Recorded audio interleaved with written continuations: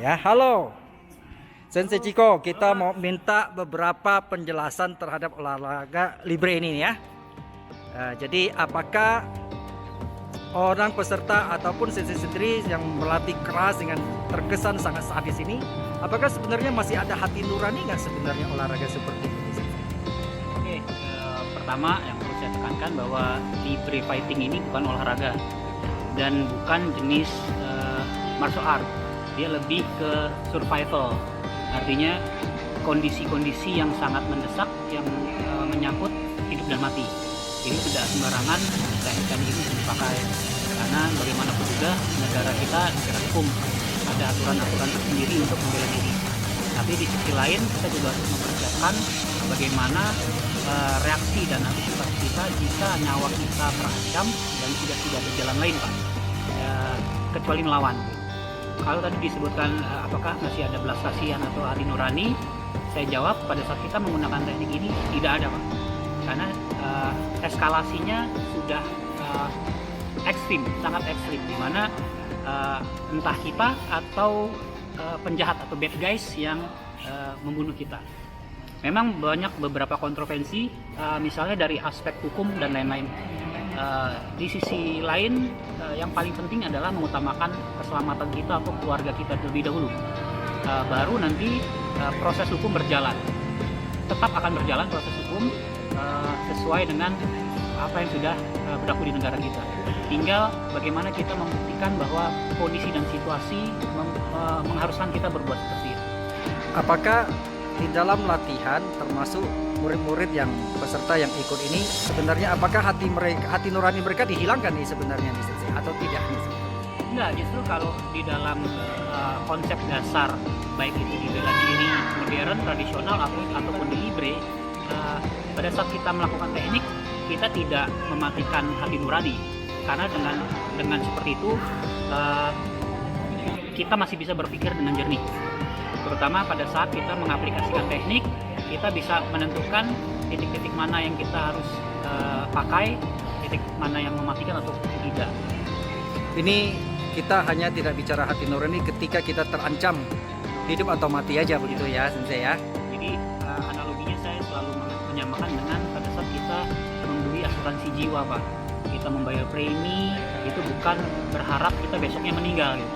Benar tapi sekali. mempersiapkan bagaimana jika itu terjadi kita sudah punya backup, keluarga kita terjamin. Dan sama dengan itu, pada saat situasinya tidak mengharuskan kita menggunakan, kita tidak harus menggunakan itu.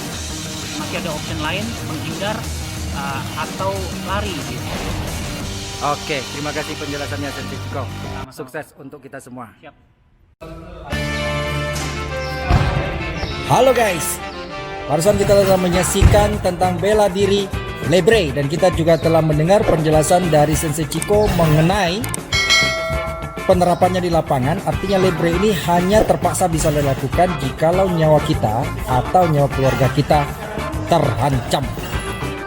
Namun demikian tetap kita harus memperhatikan aspek hukumnya. Dan kita juga telah mendengar penjelasan pada waktu latihan kita tetap memperhatikan unsur aturan dan hati nurani. Jadi sekalipun kelihatan sadis dan ganas, bela diri libre ini tetap memperhatikan aspek-aspek dari sisi hukum, aspek dari sisi hati nurani dan aturan mainnya. Nah, pertanyaannya adalah jikalau dibandingkan dengan market atau pasar forex, ganas mana antara libre dan forex market? Tentu kalau kita perhatikan adalah forex market jauh lebih ganas dibandingkan bela diri libre ini. Mengapa demikian? Oleh karena di dalam forex market tidak memperhatikan hati nurani lagi. Ketika Anda terjun di dalamnya, yang terjadi adalah you kill or to be killed. Karena market tidak memperhatikan dan tidak peduli siapapun Anda dan tidak ada hati nurani di sana.